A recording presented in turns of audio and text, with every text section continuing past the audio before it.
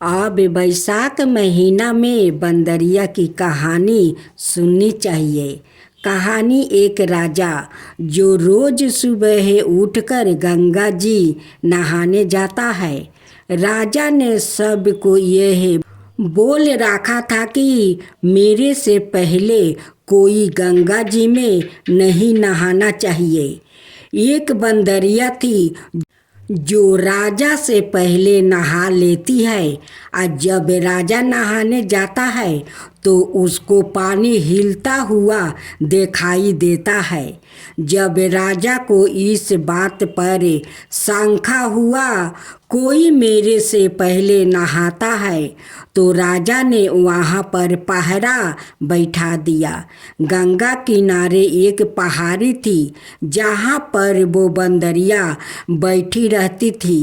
राजा के नहाने से पहले ही वो नहाकर पहाड़ी पर बैठ जाती है। ऐसे ही नहाते नहाते पूरा बैसाख महीना बीत गया। एक दिन उस बंदरिया को नहाते हुए सिपाहियों ने देख लिया और पकड़कर राजा के पास ले गया। राजा का यह प्रण था कि अगर कोई औरत मेरे से पहले नहाएगी तो उसे विवाह कर लूँगा। राजा ने बंदरिया से विवाह कर लिया। बैसाख नहाने के पुण्य से बंदरिया के गर्भ रह गया। पूरा 9 महीना होने को आया तब बंदरिया ने राजा से पूछा कि जब मेरी बच्चा होने का समय आएगा तो मैं क्या करूँगी। तब राजा ने महल में थाली बंधवा दिया और बोला कि जब तुम्हारे दर्द उठे तो इस थाली को बजा देना, फिर मैं आकर बंदोबस्त कर दूंगा। राजा के और भी रानियां थी जिनके बच्चा नहीं था। बंदरिया के बच्चा होने वाला है यह बात उनको जला रही थी। थाली बंधी हुई देखकर उन्होंने पूछा कि यह थाली क्यों बांध रखी है। तब बंदरिया ने बोली कि जब मेरे बच्चा होने वाला होगा तब राजा को बुलाने के लिए यह थाली बांधी है। तब रानियों बोली कि एक बार थाली बजा कर तो देखो कि राजा आते हैं या नहीं। बंदरिया ने थाली बजाई और राजा आ गया। जब राजा ने आकर पूछा कि थाली क्यों बजाई तो बंदरिया बोली कि इन रानियों ने मुझसे कहा था कि एक बार थाली बजा कर देखो कि राजा जी आते हैं या नहीं। तब राजा ने बोला कि दोबारा ऐसा मत बजाना। थोड़ा दिन बाद जब बंदरिया के बच्चा होने वाला था तो बंदरिया ने खूब थाली बजाई पर राजा नहीं आया। जब बंदरिया ने रानियों से पूछा कि अब क्या होगा, मैं बच्चों को जन्म कैसे दूंगी। तब रानियों ने बंदरिया से कहा कि आँखों पर पट्टी बांध लो और नीचे मुंह कर लो। बंदरिया के बैसाख नहाने से बहुत सुंदर लड़का हुआ। जब रानियों ने यह देखा कि बहुत सुंदर लड़का हुआ है तो रानियों ने दासी से कहा कि इस बच्चे को नदी में डुबा कर आ जाओ और बंदरिया के पास पत्थर को रख दो और राजा को बोल दो कि बंदरिया का पत्थर हुआ है। राजा ने इस बात को सुनकर अपने मन में संतुष्ट कर लिया कि और रानियों की तरह उसका भी बच्चा कैसे हो सकता है। उधर उस दासी से बच्चा नदी में नहीं फेंका गया। वो उस बच्चे को वहाँ पर काम कर रहे कुम्हार के बर्तन में रख कर आ गई। जब कुम्हार कुम्हाइन ने किसी बच्चे की रोने को आवाज़ सुनी तो उन्होंने वहाँ जाकर देखा तो बच्चा था।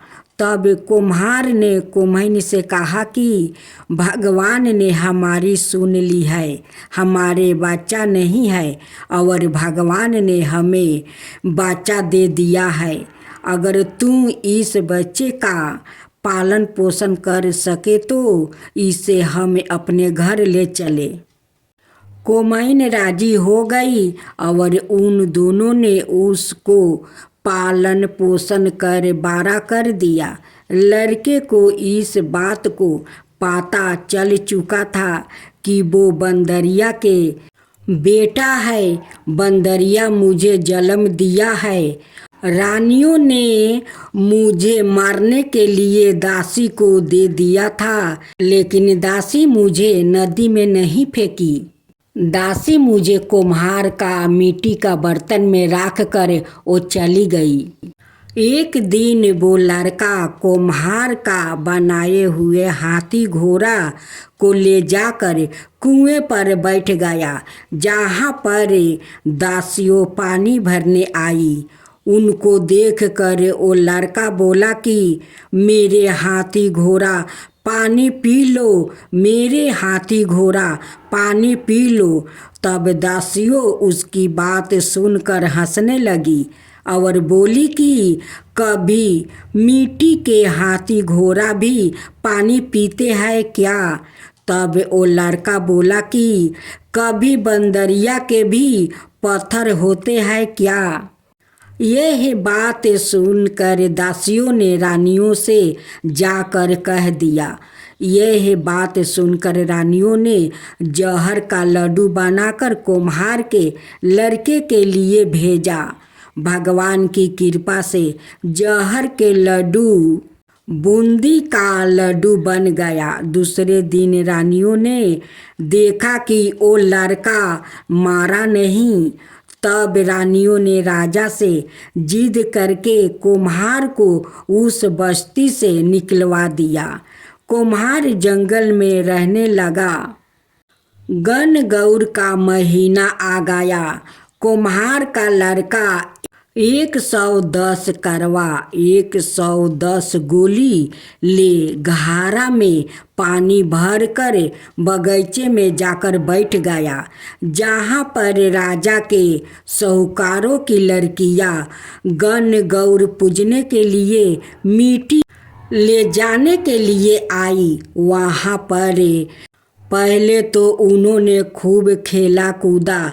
जब उनको प्यास लगी तो वो उस लड़के के पास पानी पीने के लिए आई। तब वो लड़का बोला कि मेरे पास गोली है, उसको तुम खाती जाओ और मेरे चारों तरफ फिरती जाओ, तब तुमको पानी पिलाऊंगा। इस बात से उनमें से कई लड़कियां पहले तो राजी नहीं हुई, पर प्यास मिटाने के लिए मान गई। फिर वो लड़का अपने सामने आग जलाकर बैठ गया और उनको गोली खिलाता गया, अपने चारों तरफ चक्कर लगवाता गया। ऐसे करने से सब लड़कियों के गर्भ रह गई। जब यह बात उन लड़कियों के माता पिता को पता चली तो उन्होंने उन लड़कियों से पूछा कि ऐसा कैसे हुआ। उन्होंने सारी बात बता दिया तो उनके माता पिता उस कुम्हार के पास गई और बोले, तुम्हारे लड़के ने हमारी लड़कियों से फेरे लेकर शादी कर लिया है, तो वो बोलो कि उन लड़कियों को अब तुम अपने पास रखो। तो कुम्हार बोला कि इतनी सारी लड़कियों का मैं कैसे पालन पोषण करूँगा। तब उनके माता पिता ने उन लड़कियों को बहुत धन दौलत देकर विदा कर दिया। थोड़ा दिन बाद कुम्हार के घर 110 पोता पोती हो गया। कुम्हार बोला कि हम पूरी नगरी को भोजन कराएंगे। तब सब लोग कुम्हार के घर भोजन के लिए आया। राजा रानी सब आए, केवल बंदरिया को छोड़कर सब आया।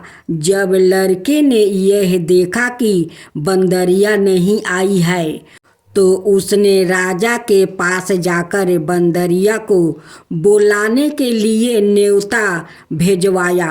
बंदरिया आई, उसको सोने की चौकी पर बैठाकर सभा में बैठा दिया और लड़का ने अपनी पत्नियों को बता दिया कि यह मेरी जन्म देने वाली माता है। तो सारी बहुओं ने उसको सोने के सिक्का देती गई और उसके पैर छूती गई। बंदरिया के पोते बच्चे को गोदी में देती गई और बंदरिया से आशीर्वाद लेती गई। राजा को यह बात समझ में नहीं आई कि यह लड़का बंदरिया की इतनी खातिरदारी क्यों कर रहा है। रानियों के यह बात समझ में आ गई, यह बंदरिया का लड़का है। राजा ने सबसे बोला कि मेरा तो अपमान हो गया है, मैं यहाँ से जा रहा हूँ। तब लड़का ने राजा को रोका और बोला कि आप क्यों जा रहे हैं।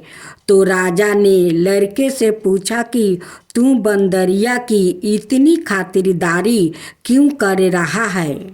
तो लड़के ने राजा को सारी बात बता दिया कि ये मेरी माता है, जो दासी उस लड़के को नदी में बहाने के लिए ले गई थी, वहाँ पर ही बैठी थी। वो दासी भी राजा को सारी बात बता दिया।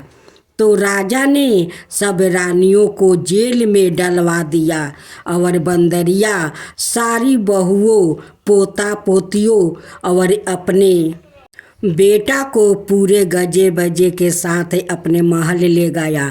सबको अलग अलग महल बनवा दिया और लड़का राज करने लगा। राजा ने कुम्हार से कहा कि आप दोनों भी मेरे साथ चलो, लेकिन कुम्हार राजी नहीं हुआ।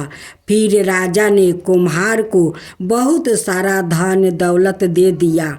तब सभी लोग बोलते हैं कि बैसाख महीने में नहाने से बहुत पुण्य मिलता है। जैसे बंदरिया बैसाख नहाई, राजा को राज मिला, उसी तरह आपको भी भगवान सुख संपत्ति दे।